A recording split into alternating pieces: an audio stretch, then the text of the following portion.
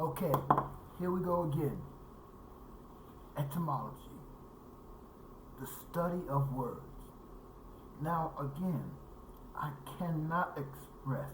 It's maybe there's a terminology, some words, you know what I'm saying, that I'm lacking, right? That can be used to express the importance of knowing words. I mean, people create words, right? That they found, right? That they can use to show the nature of things. You know, emotions, right? Human emotions, biochemical reactions, that we find, you know, um, this information, right? We find information about, the biochemical, right, chemicals of the body. We find information that they are part of the way in which we think, feel. We know now that these different chemicals that are released in our bodies, right, cause different feelings of, our thoughts, right? And we know this, and we have documented this information in books, words. I didn't get this information about like words like hate, love, stuff like that from the Bible. They call it the Word of God. I didn't get none of this from the Word of God. I got my knowledge from Webster's, dictionaries, biochemical textbooks, psychological textbooks. I study words, I also, since these words are in the Bible, right, I went there too. I mean, hey, the Bible speaks a great deal on emotions, right, and controlling these emotions. Now, this is important right here. Like, say, dealing with the Bible, right? You really have to study words.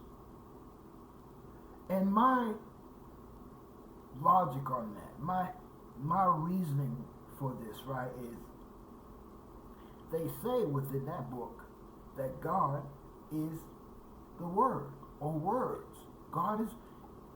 The word is, right, is saying equal to, right? God and word are synonymous to one another. And, that information is right there in the book. Words. The Bible is just a book of words. But these words, just like any other words, have power and meaning to them because they are representing something that people have observed in nature, and in this case, human nature, the human psyche, right? The mind, right? The feelings, right, of the mind, right? Their how they come about or affect or behave due to different biochemical reactions in the body. I mean, there's so many different studies that has been done on the human body, the human mind, and how it has been explored and spoken about in various scientific books. Remember, the word science, it just means to know.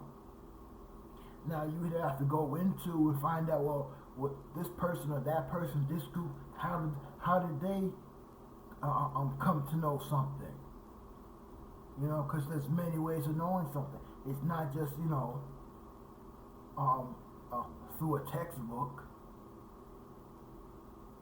You know, you have to remember words, right? You know, to write words, to write books, it has to, that idea, those thoughts have to come from somewhere. You know, to formulate words, they have to come from somewhere. Yeah? Where did they come from? Observation, feelings,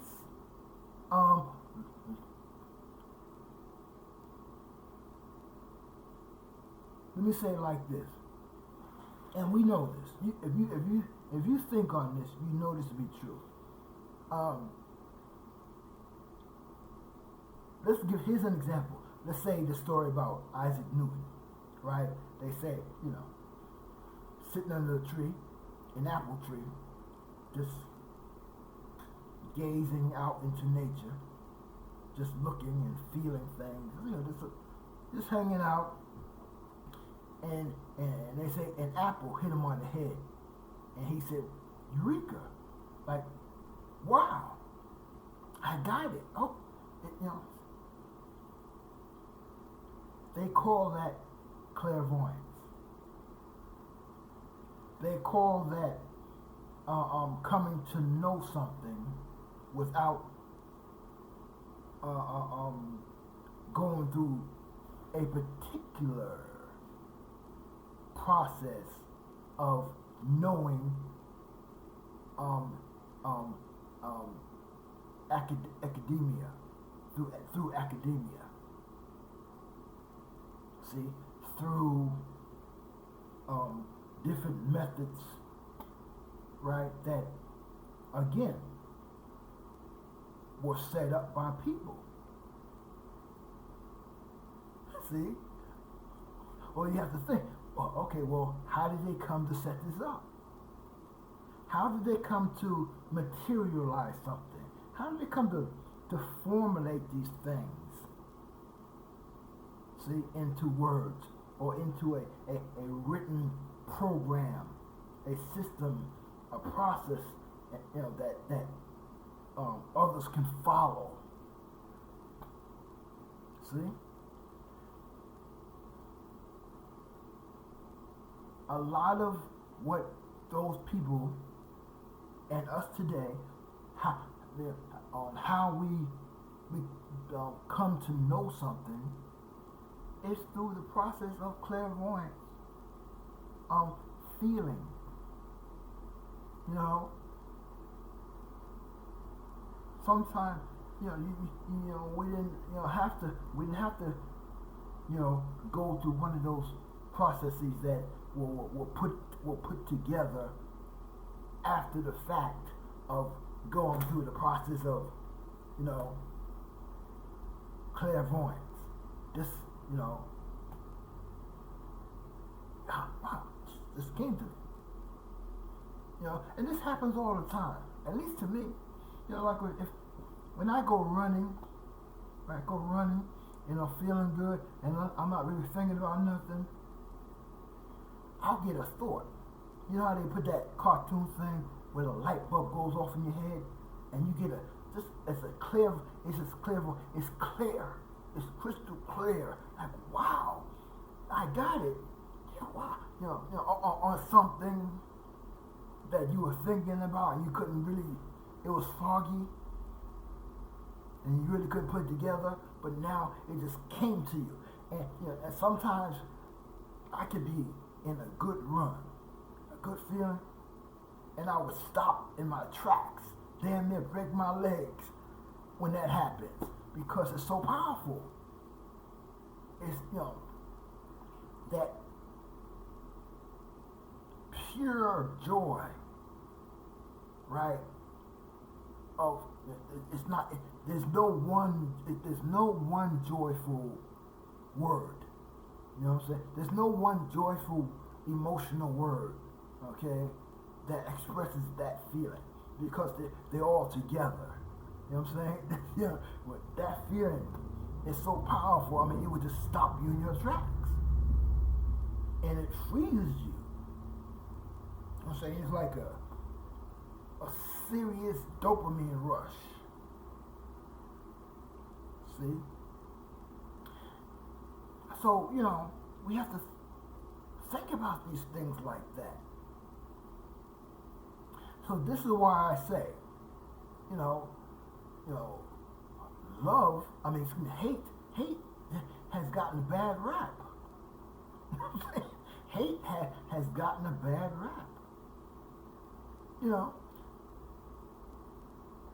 Because hate is an emotion. It's a human emotion. Okay?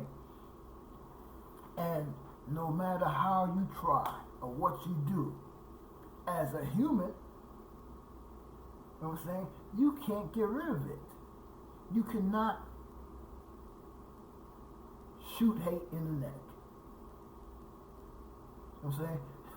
You cannot shoot hate in the neck. You cannot imprison it. See? I mean, you cannot, because it's human. You know what I'm saying? Because,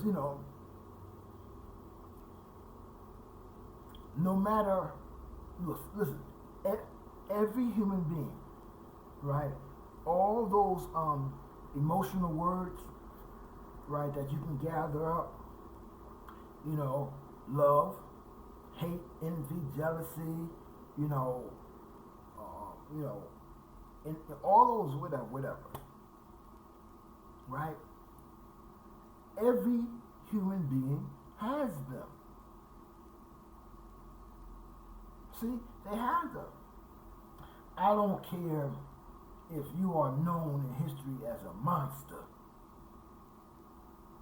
You have the emotion, right, of love in you. You have it because it's a human thing. And you can verify this. You can argue this, okay, through, what we have found about emotions. The chemicals in the human body that that are secreted that cause you to feel in various ways. There's endless research on this. You know what I'm saying? It's other things, right? But just that these different feelings are chemical. And they are released and stimulated, right? This, by outside interactions, outside, and now this is key too. Okay, when I go into the word hate, this is key too. These things are inward. Okay, these are emotions are individual behaviors. We all have them, okay, but we all have different levels of these things. Some have a greater,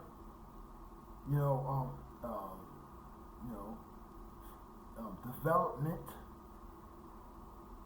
of love, and a smaller development of hate, okay, and so on and so forth, okay, but It's a personal thing. Okay? And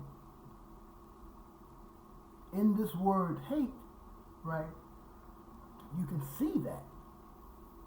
You know? See, and here's the thing too.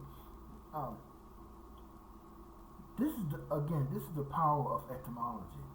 Because again, etymology, right, suggests to you, okay, to actually really know a word, you have to get into the culture, right, of the word.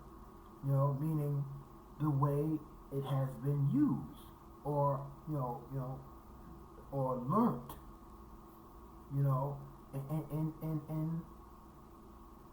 the culture, the city, the schools, the universities, the medical field, so-called religions and all that stuff. You have to submerge yourself in all these disciplines that utilize a particular word like hate, like this emotion. I mean, yeah, okay, to truly get a good sense of it in a way where you are able to not just to verbalize it to someone else, but to internally verbalize it to yourself in a way where you can properly manage it. You know, where you have learned the nature of that beast.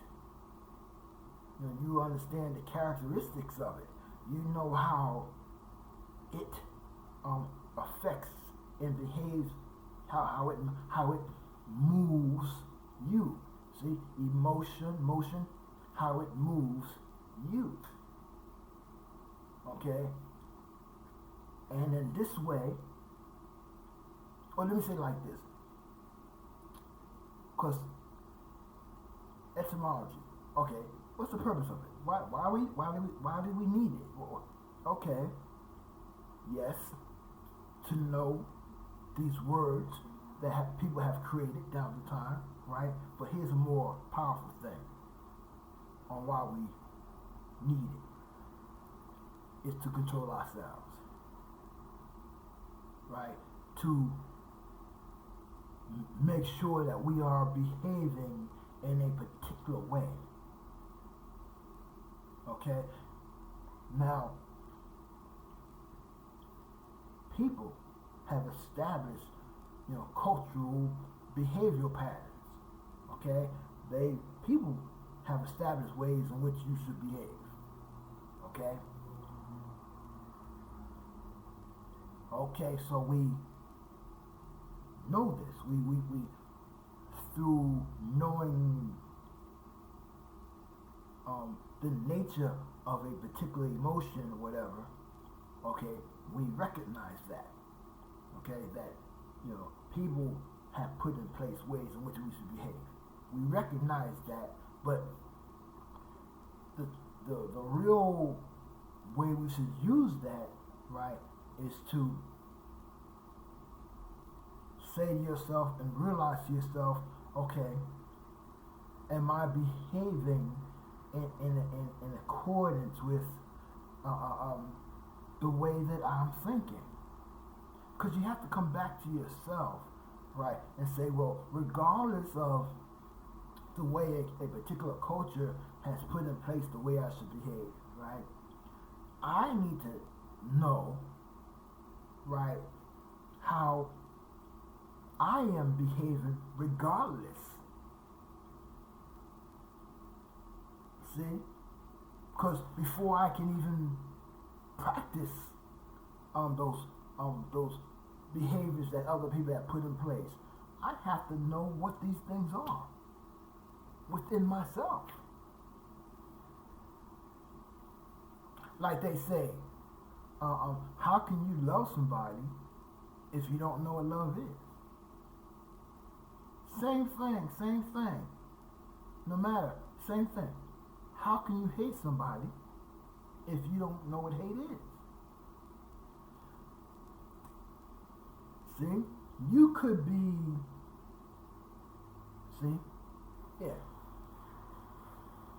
Now, you could be, acting out correctly, right? Some of these emotions, but that does not mean you know them. See? They say, how can you love somebody if you don't know? Right? They put the word knowing in there. See? How can you hate someone if you don't know what hate is? And the reason for that should be, right? Because when you know something, when you know the nature of love or hate, jealousy, envy, whatever, all of the different emotions, when you know the nature of them, you should be able to control them, okay? Because the information within the nature, okay, of that, of say the word love, right? It gives you examples. It gives you, it causes you to recognize, right, different patterns of love, okay?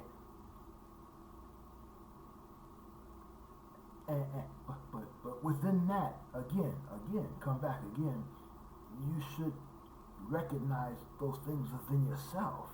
It has to come back to yourself.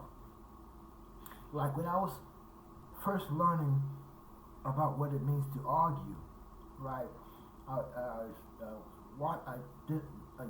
found a YouTube video of a woman teaching in a particular university, and she was asking the students, well, why are you here, right, learning how to argue? And one guy said, yeah, I'm here because I want to be able to break down and depict other people's statements, thoughts, and what have you, right? And she said to him, well, what about your thoughts? I'm saying, what about the way you think? What about the way you argue? See? And that should be the primary thing. It should be you. And you should be learning all these things for you. Right? You know what I'm saying? Because once you have mastered or practiced something or are able to distinguish, right, the differences of degrees. Once you can comprehend the different degrees, love and hate, right, are just two different, they're the same coin, but two sides of the coin. They are, once you're able to recognize that, and then to distinguish the different degrees in your everyday behavior within culture, around people, culture, at work, at home with your wife, knowing, see, how to distinguish this when you're dealing with different types of people, knowing that different type of people are going to be at different degrees between these two natures. See? That's the whole purpose. Because see, once you get to that state of mind, you don't have to focus on, well, I want to do this so I can correct people. I want to help people. You don't have to focus on others. Once you focus on yourself, now you have the ability to help others. I learned this way of thinking years ago from someone. They said to me, don't be about, well, they said, be for things. not against them. See, before things, not against them, because it takes too much energy, and it's a waste of time to be against things. See, so he told me, he said, hey, be for love, be for caring for one another, be for knowing the differences and the various degrees of hate, love, envy. Learn this. Be for, exist, right? For things. Yeah, yeah. Forehead. Get the head together. Beforeheaded. You know, you know. So yeah. So I'm not against nothing. I'm not against nothing. You see? It's more powerful. It's more a bit effective to be for things. See? Oh, I'm for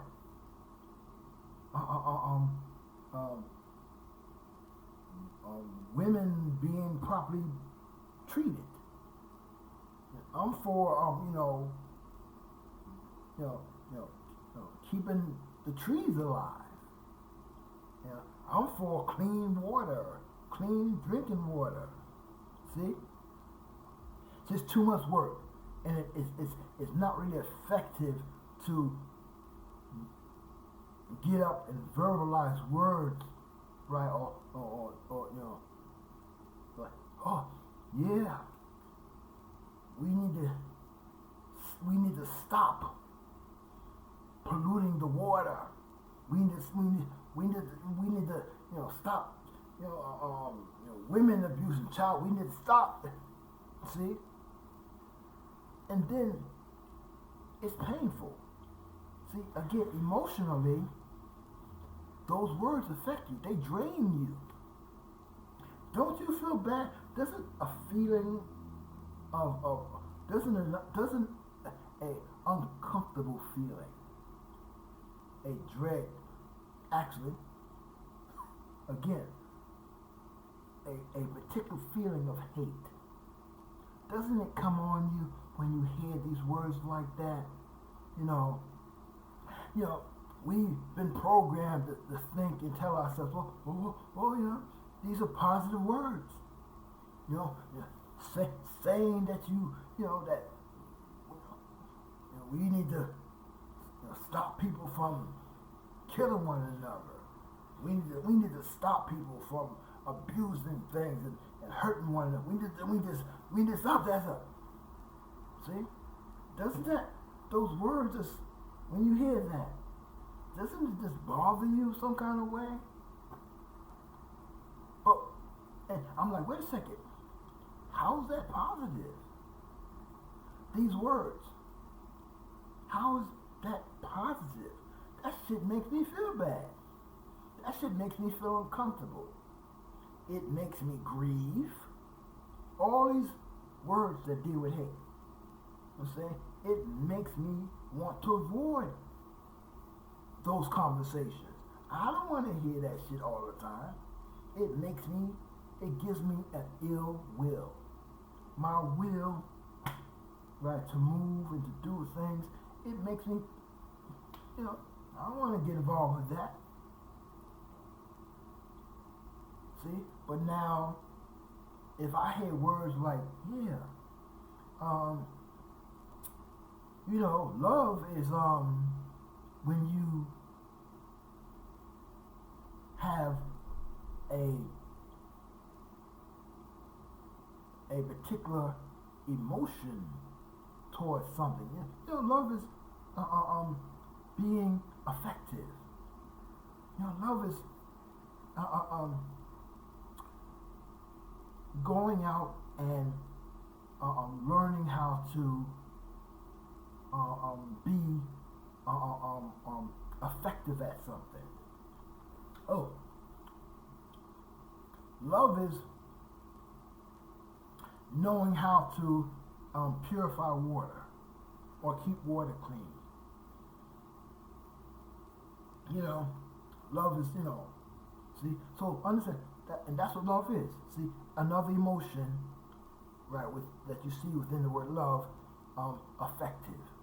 They call it affection, okay, but the root of it, the true meaning of it is being affective, meaning learning and knowing how to better something.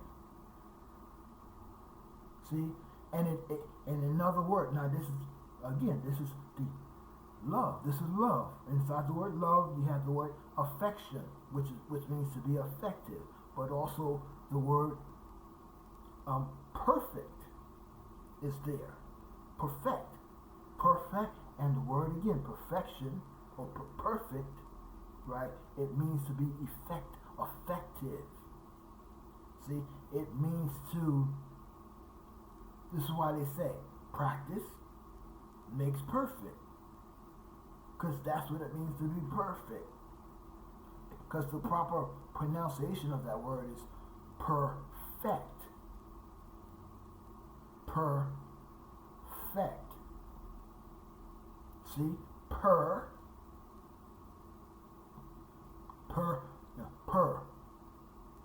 one by one, step by step.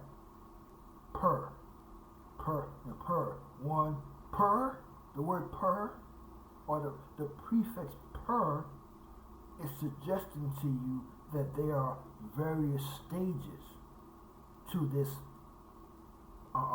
act of developing, something that works properly, something that actually does the job that it's intended to do. You have developed something, right, correctly that enables you to achieve the goal, see, of a particular thing. Perfecting is a goal. You set out to do a particular thing, okay, but meaning steps. There's a process to it. You want to perfect your I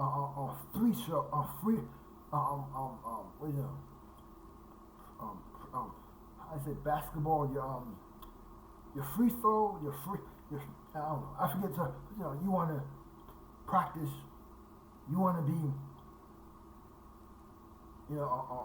you want to affect, like, okay, how do you do it?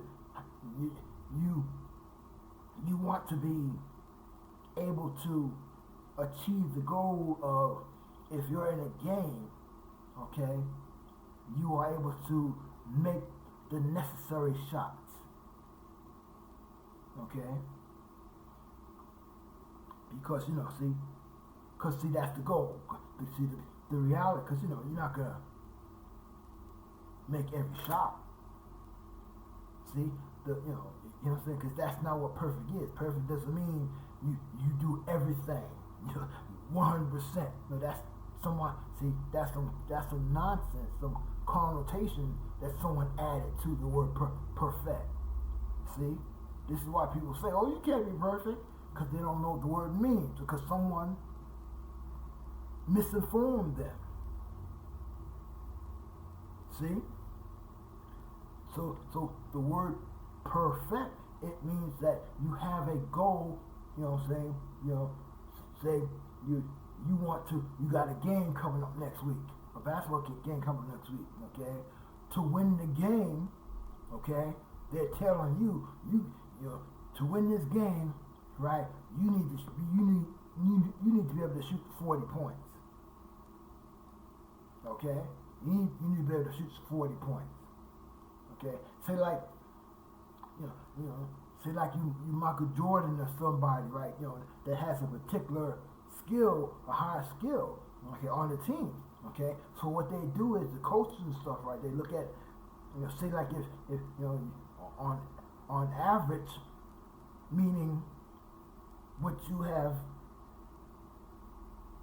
a master as a shooter. On average, you shoot 40 points a game.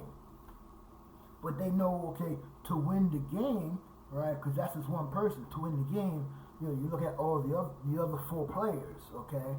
So you say if you win the game, we need to be able to score collectively, say like I don't know, 120 points, okay? So they take the highest, the highest scoring person, right? So once the highest scoring person, once he knows that, hey, okay, I know my other four teammates, okay, I know that most of them are going to be able to shoot this amount of points, okay, so let me practice on making up the difference, okay, because I know they're going to make these amount of points, right? For us to get to that 100 and something points, let me practice on, being able to shoot 40 points, 50 points a game, whatever. See? Because that's, to perfect something, you have to have a goal that you're trying to get to. You know what I'm saying? You gotta get a goal. Perfect means, hey, I achieved my goal. See? Yeah. So let me get into this word hate, because like I said, it's gotten a bad rap. Now if you don't know what the word hate actually means and all that stuff, that would sound crazy to you. This man, I'm saying, this man is sick. You know what I'm saying? This man is, you probably say, oh, this man's evil. This man has bad, what? You hate, what? We don't tolerate haters in this society. I mean, you should think about that statement. People say that a lot. Oh, in this culture, no, hate, bad. We don't do that. We don't do that emotion. We suppress that emotion. No, don't let that emotion come out. Say, don't say, you better be a damn Vulcan. You better spark this shit out. I'm saying, you better spark this shit out. You better be logical. Get your Star Trek spark on. I'm saying, you better not let that damn emotion come out. Don't think about it. Don't feel that. Don't feel. Do not feel. You better not be natural. Don't let that natural nature come out. See? And here's the thing. Before I get into the word hate here, the word, the behavior or the act of hate, it enables you to control yourself. It makes you aware of yourself. What's the difference between you saying, oh, I love chocolate ice cream. Oh, I love that person. I love that dog. I love the way that person speaks. I love the way that person behaves. I love being around this person. I like this person. I have a strong like about these things. What's the difference? See, because right there, you say you are expressing what you have become aware about your nature. See, wrong with realizing within yourself that you don't like chocolate ice cream. See? You know, I don't like chocolate ice cream, but I love French vanilla. You know what I'm saying? French vanilla. I love French vanilla. Hey, shoot, yeah, I love that. Especially that rum, put that rum. I like that rum vanilla, or rum raisin, something like that. I love that shit. You know what I'm saying? That's hit me just right when I was eating ice cream. And there's a whole bunch of other things that I know about myself. Hey, I love talking. I used to deny that shit. I love talking because I'm thinking and hoping that it would help people. You know, I mean, I love hearing people argue in the right way. This is why, you know, I love Candace Owens. Because of her ability to argue. I love anyone that has that ability to argue. And understand, I don't care if you're arguing for, you know, because for the pros or the cons. You know what I'm saying? Just that ability to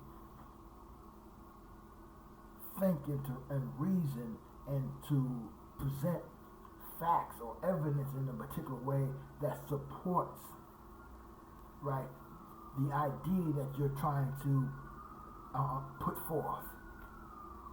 See? Because, you know, wait for this. Here's a good example. You go to court, the DA. There's a judge. I mean, there's a lawyer that argues, right? I'm saying for a murderer. You know, to defend a murderer. He's arguing, you know, for a murderer. You know. So, see?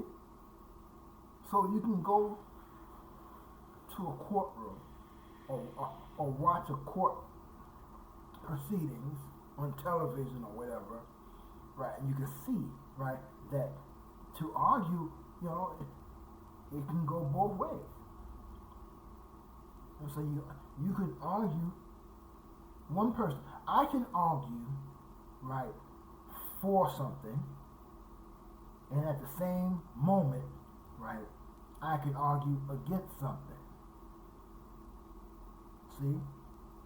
So, for me, I love, it makes me feel good.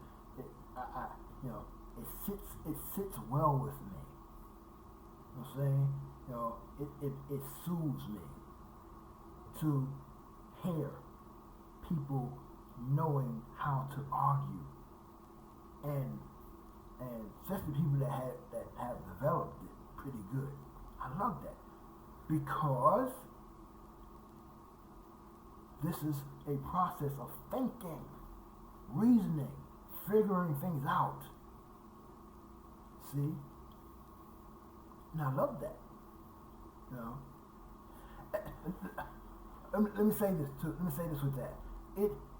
Arguing, right, it is a process that you can use, right, to properly engage with your emotional mind, right? Properly being able to think, right, on and reason, right, with your emotional mind. See, which will enable you to control those emotions, your emotional mind. See, you have two minds. You have your academic mind, and you have your emotional mind. Okay, which is called soul. Soul, right? It goes back to Latin, the psychiatry, the psyche, which is your emotions. Okay? This is why psychiatry, psychiatry, they always ask you how you feel. They don't ask you how you think. Okay? They ask you how do you feel, right? And also, this is key. They ask you, well, what do you believe? What do you believe about that? And even, like, sometimes you will hear them say, they would ask you, well, what do you think about that? But that is in a context of belief. See? They use it, that word, what do you think? But they're using it in the context of believing something. What do you believe is going on? What do you believe happened? What do you believe is, see? So it's important. That's why they, you know, you have the heart. I think the Greeks call the word heart. They call the cerebellum, right? The little brain, right, in the back of your head. They call it the heart. Okay, this is why they see about don't lead with your heart, lead with your mind. But see, to do that, or one of the important ways to do that is to recognize that the heart, right, is your primal nature. It's your emotions are your primal natures. You can't get rid of them. These are the ways in which you behave. These are behaviors that protect you. See? Like fear, right? And it's, when you understand it, the proper nature of it, it's a good thing. Because it warns you, right? It tells you, oh, I wouldn't do that shit if I was you. Wait a second. You gonna put your finger in there? Wait a second. You gonna take that? You gonna steal that? You gonna take somebody else's shit? You know what I'm saying? Wait a second. You know what happened to last time somebody took somebody's shit? That shit's painful. See? So, the concern of being hurt or injured. See, fear helps you it puts you in that realization, right, that hey, this might hurt me. It puts you in that state of mind where that first law of nature comes into place, that self-preservation. Wait, this is gonna, nah, I can't do that. Ooh, it's gonna hurt. I've seen it hurt before. But yeah, no matter what they label these things. Oh, these are the negative emotions or the bad emotions, and these are the good, positive emotions. That is dangerous. That is false and dangerous to do that. See? And this is what the so-called civilizations, the Western cultures, this is what they teach, and this is what they program people to follow. Fear, hate, envy, jealousy, these things are bad. Don't do them. Don't feel, because to not to do them means not to feel them. And you can't do that. See? You are always going to, if I see a man with a beautiful wife, beautiful kids, beautiful family, and beautiful home and all that stuff, I I'm human just like he is. I want that too. See? I want that too. So they label that. See, that's a natural thing, right? But they label that as, they call it envy. Okay? Now, what is envy? Again, see, because, see, if you're going to label something, right, with a particular emotional word, okay, that was previously established. When these emotional words were established, they had particular meanings behind them. Because, well, I would like to think, and I would like it to be so that these people actually put the study in. They put the work in. They realize, hey, yes, this particular human action, right, it fits this particular word. Most of the time, they created a word behind the particular behavior. See? And if that's true, that word does fit, right, that particular behavior, then you should respect that. See? And again, here's another word that has been destroyed. Respect. Because the word respect, and the way I'm using it, okay, the word respect, it means to look at something clearly and deeply. See? Read. The root word there is spect. Spect, like spectacles. To see, to look into something. Respect, it means to, read means to look, do, read, do again, do again deeply in different ways. See, it doesn't mean read, right, do again. It doesn't mean you do it the same way. It means to do it in different ways. Look at it from different angles. Go deeper.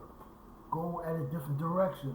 Look at it from a biological, biochemical point of view. Look at it from a cultural, look at it from every aspect that you can look at it from. See? This is what the word respect means.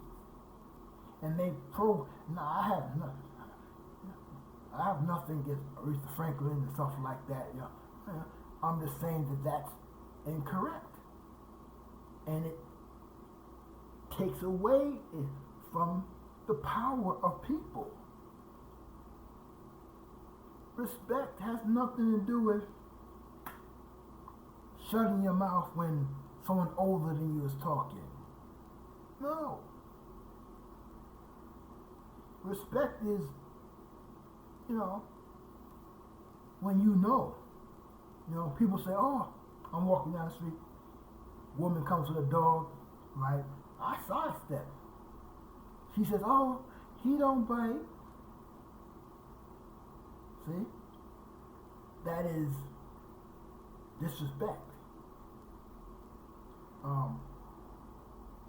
Also, that is violence. She just violated me. She created a violent act towards me. See? Because dogs have teeth. It is their primal nature to bite. Okay? It is their primal nature to bite. So, you tell me, oh, he don't bite. See? So see, I threw that word violate. Okay? Violence. I threw that word in there, okay? See, because it's important. It goes with all this stuff. Because that's another word that has been misused. The power of it has been taken away from us. See? But anyway, let me focus on this word hate here. Okay. So as I was talking, I hope that you guys were looking, into the word hate here that I have here on the side over here. Okay. Now, so this is coming from a dictionary, right? So you see here the stuff that I have highlighted. Now, the first one. Let's do the first one. Bad temper. A bad temper. Now, what is a temper? Okay, so I can go through all these different words, but it would take a long time because I don't want to just talk about it. I want to show you so you can see it for yourself, right? It would be nice that that you will yourself get a dictionary and follow along or do this yourself, okay? But again, for me, I don't like just saying, so I want to say, well, see, look right here. You can read yourself, because it ain't me saying it. Okay, it's right here. Okay,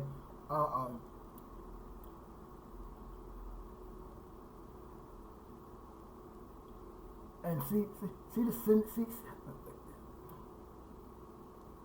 right here. See the because you can get into right here. Because I was gonna temperament. I was gonna just basically take you to the etymology right here, right? But I want to show you. You can work with the synonyms too, because it gives you a lot of words to research for yourself. So like here, see the synonyms right here,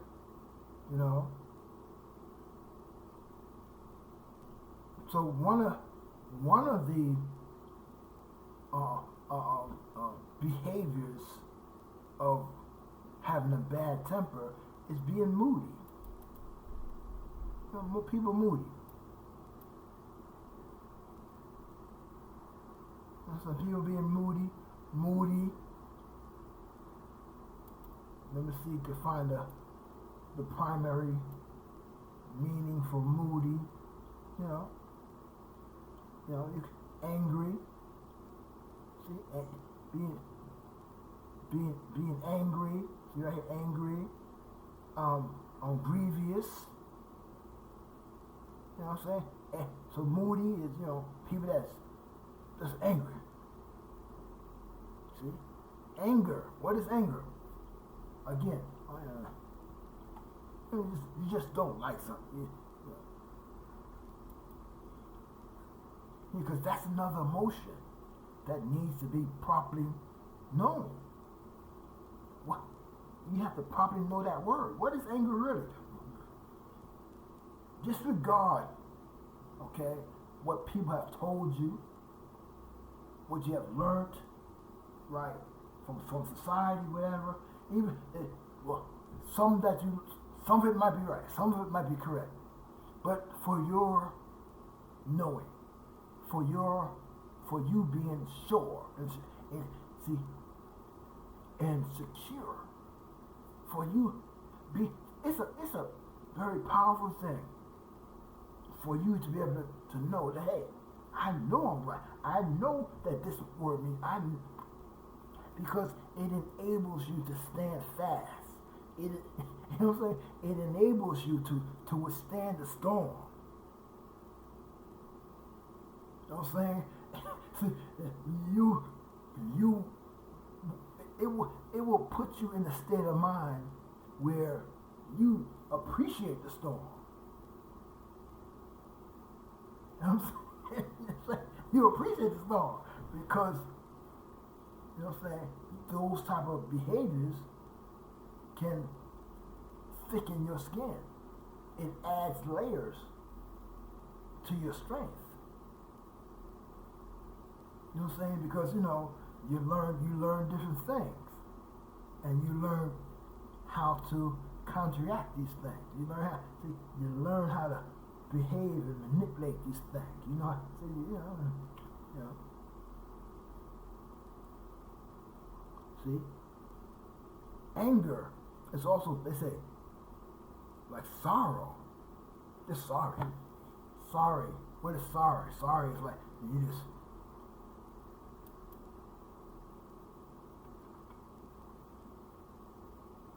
Look at that. Right off the bat. Mental. Something mental. Mental distress.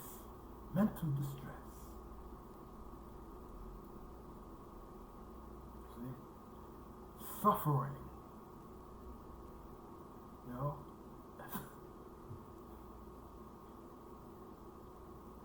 So, sorry, being sorrow, anger, is a form of sorrow. Anger is a form of suffering, grievance.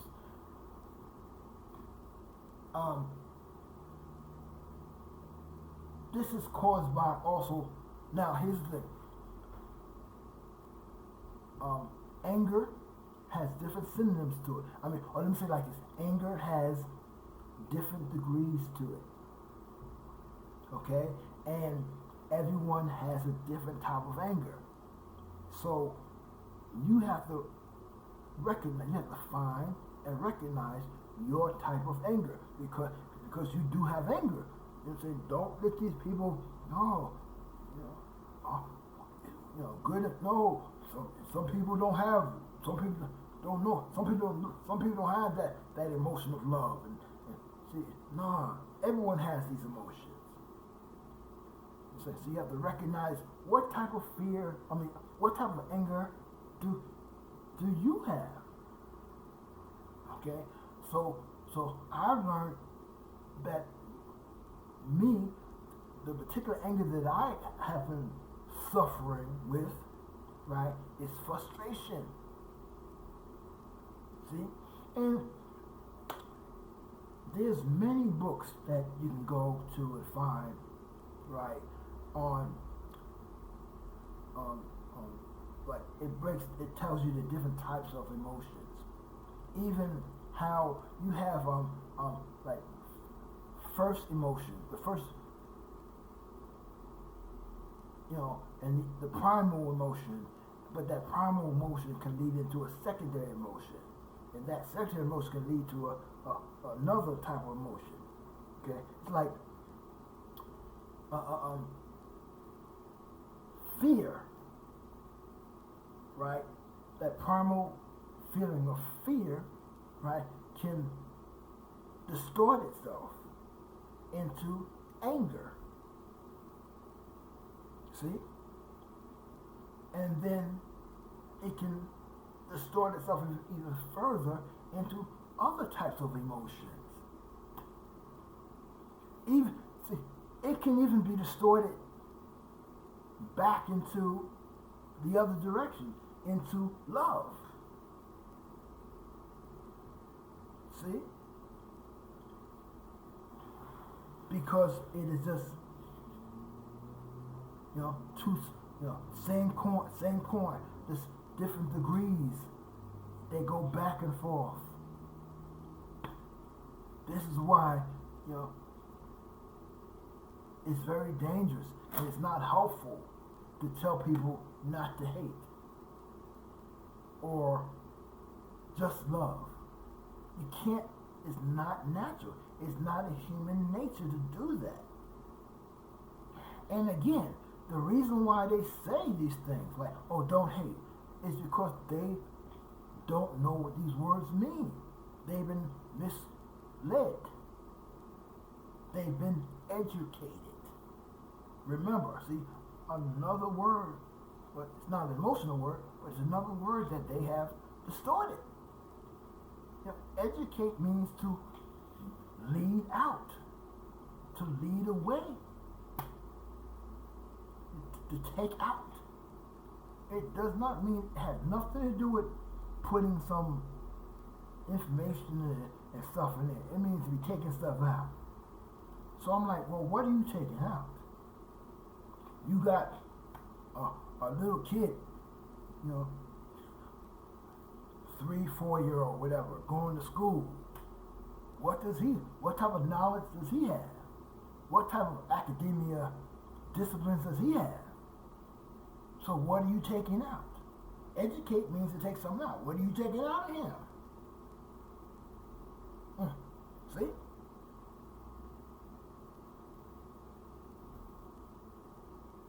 You know what they're taking out.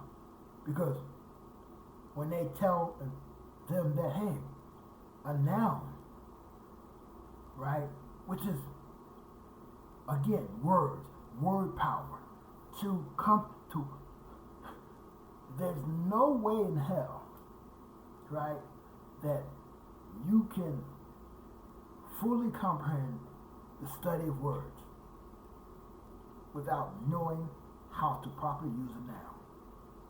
This ain't gonna work.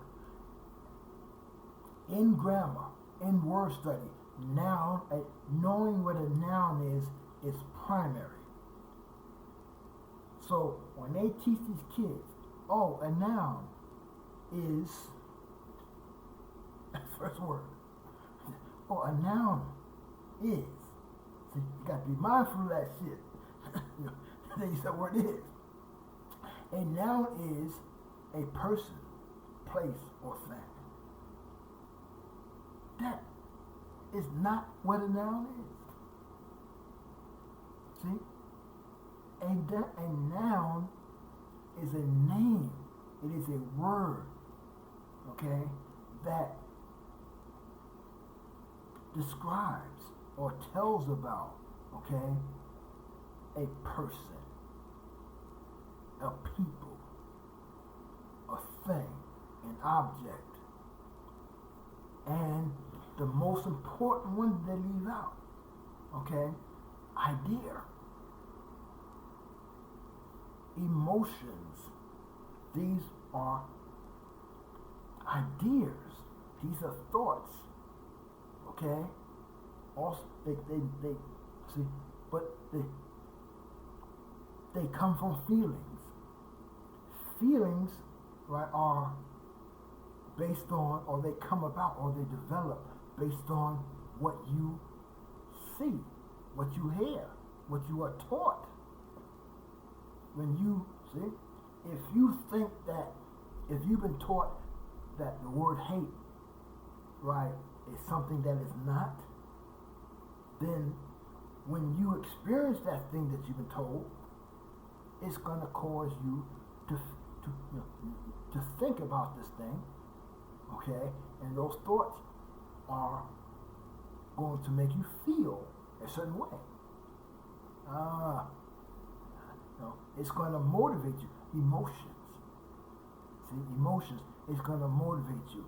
Motivate means it's going to develop you.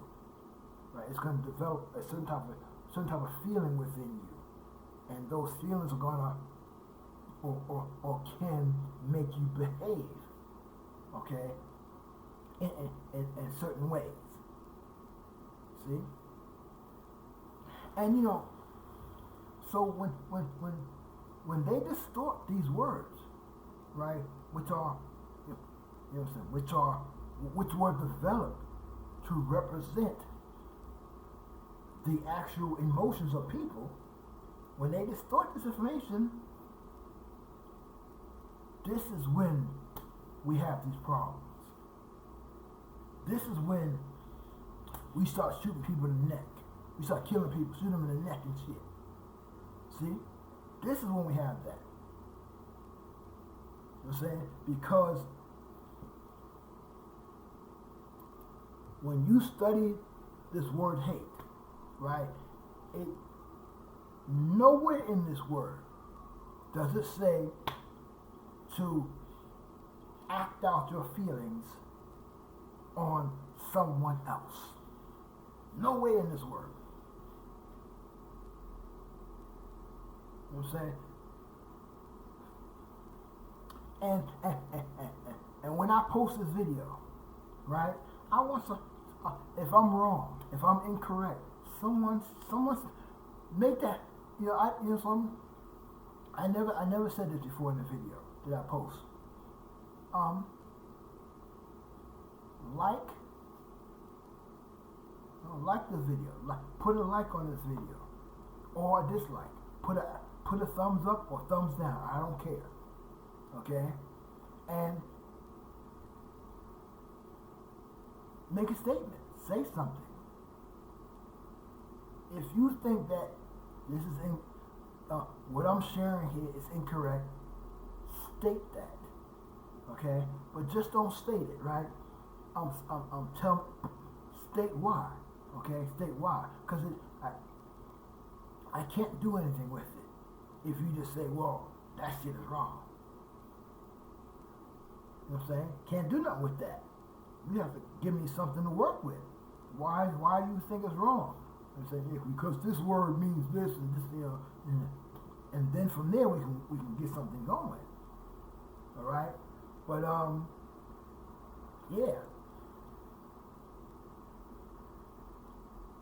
people are acting on, because if they taught the true meaning, if they were taught the true meaning of hate, then they would realize that this is something, right? Hate is telling you to avoid things. In the word hate is telling you, you have, when you hate something, you don't want to be around it. You want to be, you know how there's always one person that you just, man, I do not like this person.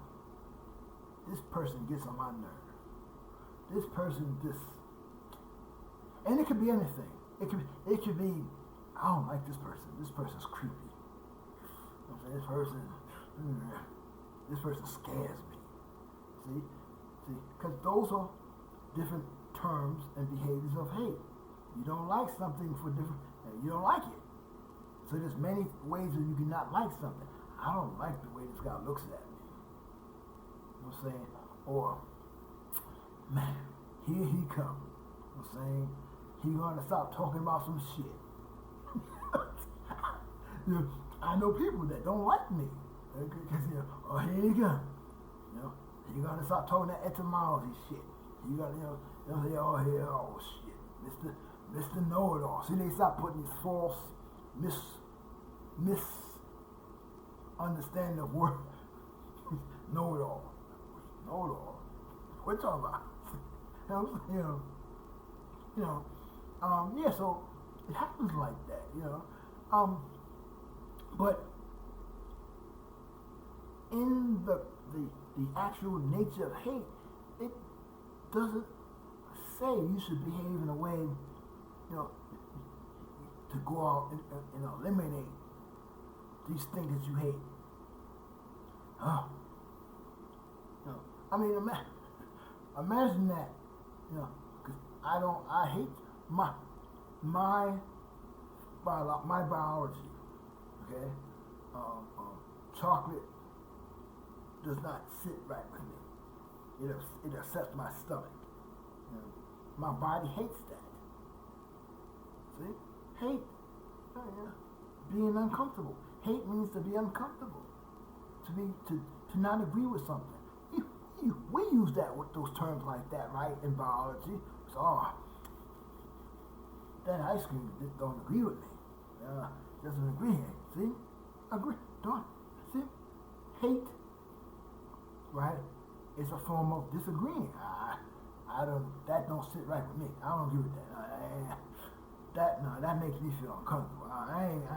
I'm not down with that. No.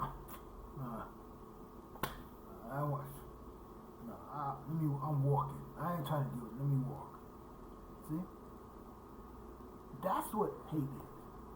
Hate is not, what you say? You don't like chocolate ice cream. What? Boom, boom. Bang, bang, whatever.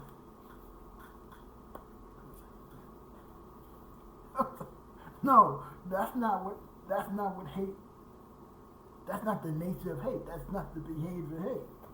You know what I'm saying?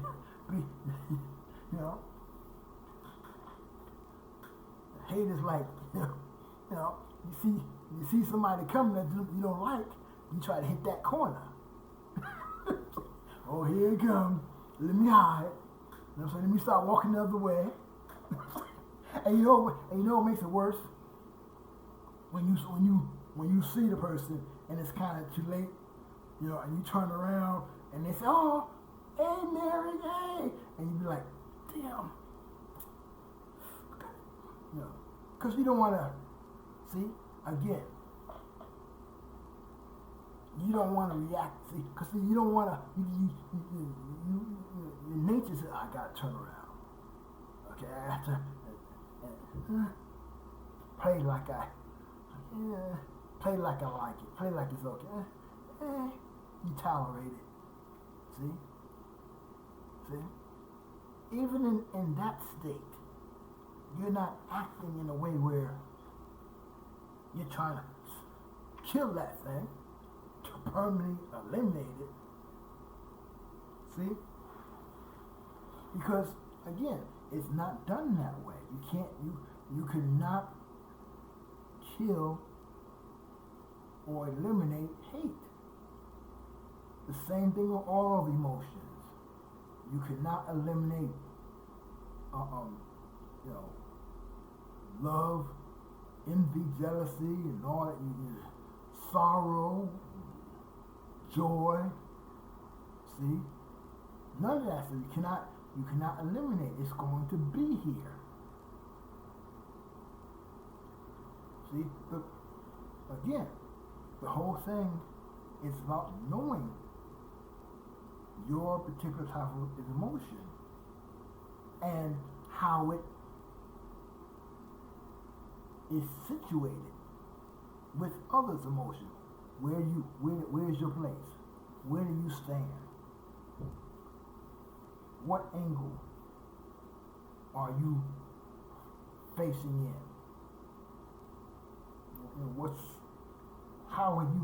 Where do you fit in the large picture of it all? See? When you sit there, are you comfortable with that? Do you hate that? See? Are you affecting other people, causing them to hate? Feel hate, to feel uncomfortable, and, just feel bad, or just feel, see? Because again, like I'm saying, once you know your nature, and if you don't like it, you can reverse it. See? Because it's just a matter of degrees, and it goes both ways. But you cannot do that if you don't know where you stand.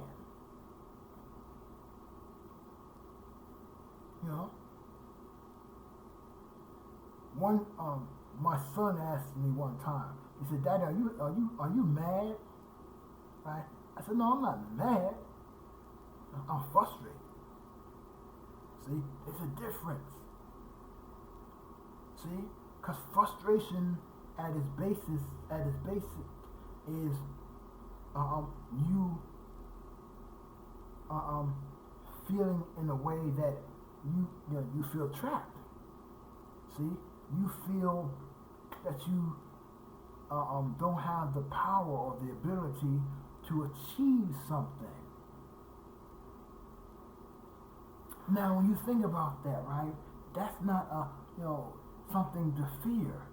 So that's something good, because if you can realize that, hey, frustration it's me being aware that I'm lacking something to get the job done. Then now you know, hey, all I got to do, right, is find that things that I'm lacking, and I'll be good to go. You know what I'm saying? Okay, ooh, thank goodness, at least I'm aware of what I'm missing. Okay, now half the job is done. You know what I'm saying? What do they say? Knowing is half the battle. Okay, shoot, Thank you, frustration. See? Because frustration, hate, it's it's an emotion that causes you to be aware. It's a good thing. Hate is a good thing. See? This is why, again, I say, hate has been given a bad rap.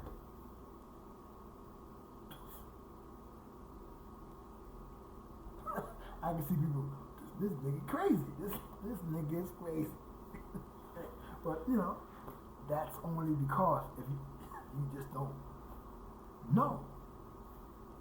You haven't, you know, everything you need to get to the state or figure out where did he get that thinking from? Why is this crazy man thinking that way? Where did he get that from? Well, everything you need to know why I'm thinking this way is right here.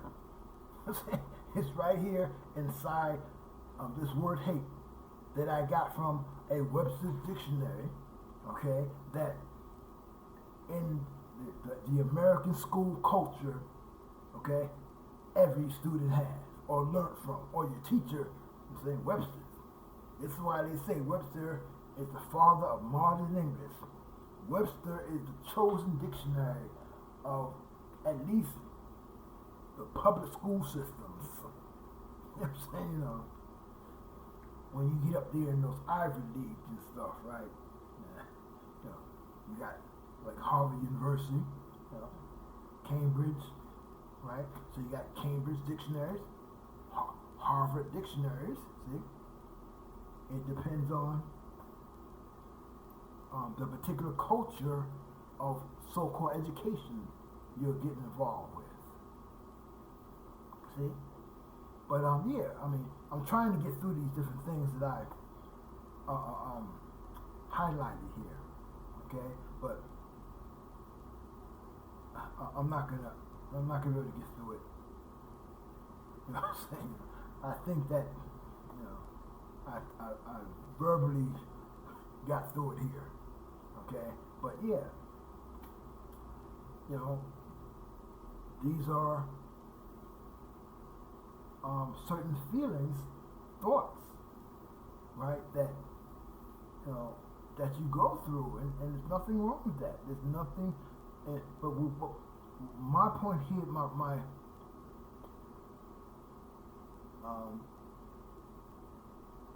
well, the what I really, you know, the conclusion of hate here, right, is that I want, you know, recognize it, right, that it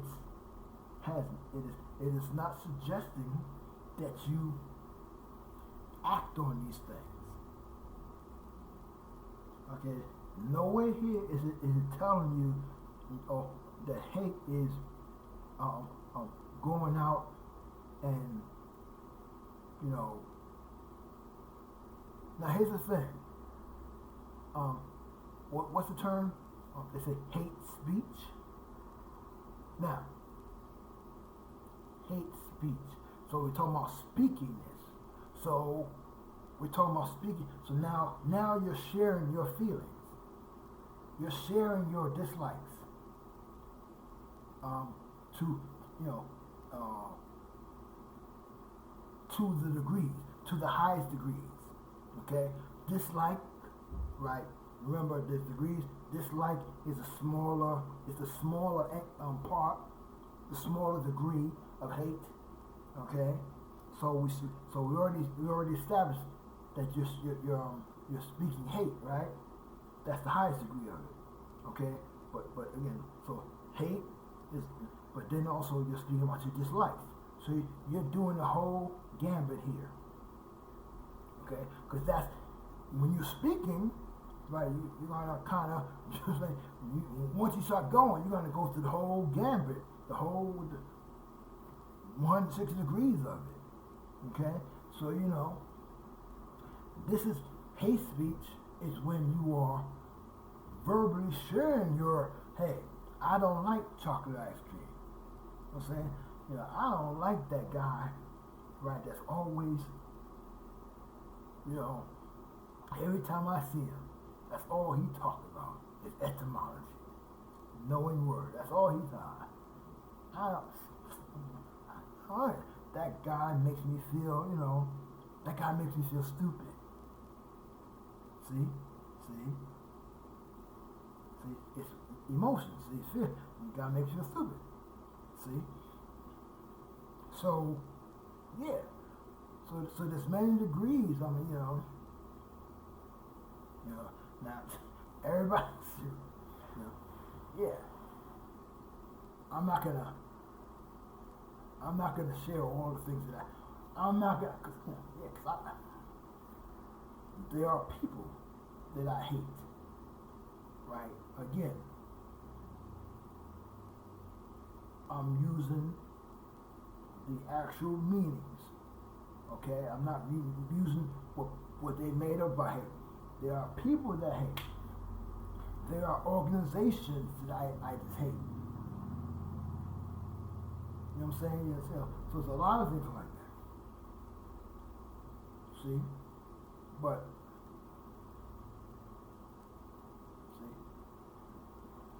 now, but even that, okay? What's wrong with that? What's wrong with,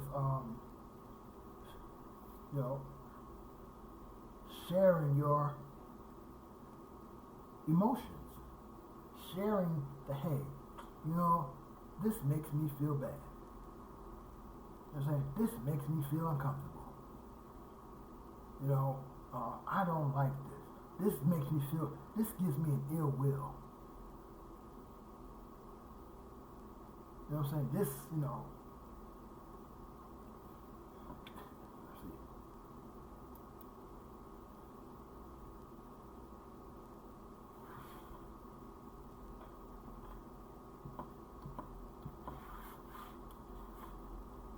get some synonyms there. You could get some other words.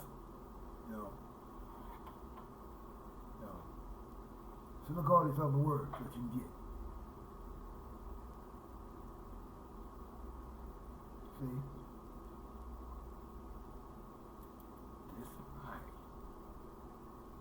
This makes me feel disgusted. I'm disgusted. Saying, so all these, you play with these words, all these different, what about disgusted? Disgusted, This makes me feel offended. These people, I'm offended. I feel that, repulsive. You know what I'm saying? So you play. There's so many. See, and what you do, you realize that all these different words that come under the word hate, right? They are different degrees of hate, okay? But they are describing what people have researched about humans, okay? Behaviors, and you have to realize that and study that. Hey, let me study these individual words because they have different meanings and they are expressing different psychological emotions and behaviors that I go through. And even if you don't think that to be so, well, at least prove it to yourself. You know what I'm saying? Let me see, where's it at? I'm saying, I don't believe that. Let me see for myself. See? You should be that way. Criticize. You should criticize. See? What? Damn, right, let me see. Never accept anything. You know what I'm saying? My name ain't Kishron Israel. That ain't my name. Let me go look it up. Let me go see. Let me go look over the name. Let me see. Yeah, man. You know what I'm saying? Criticize everything. But over all things, criticize yourself. to thine own self be true. I'm saying, to thine own self be true. All right, so let me go. All right, so again, as always, this is our true history. This is the true history and culture. The history of human beings. Emotions, right, are the history of human beings, right?